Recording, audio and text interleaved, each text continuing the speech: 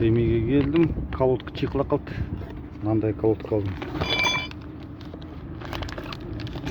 Спартакта 7000 дейді, сыртымнан да көреміз енді салып.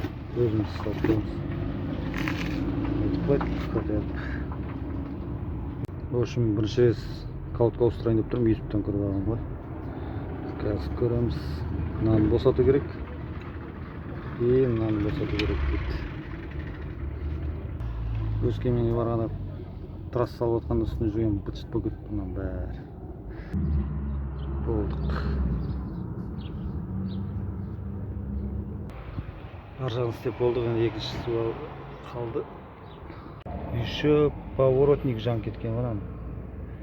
Мынаны нормально сатып алдым. Жан кеткен мынандай болады екен.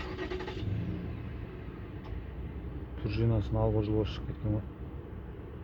Көріне ме, көрінбей ме? О, енді екеуі де жанып тұр.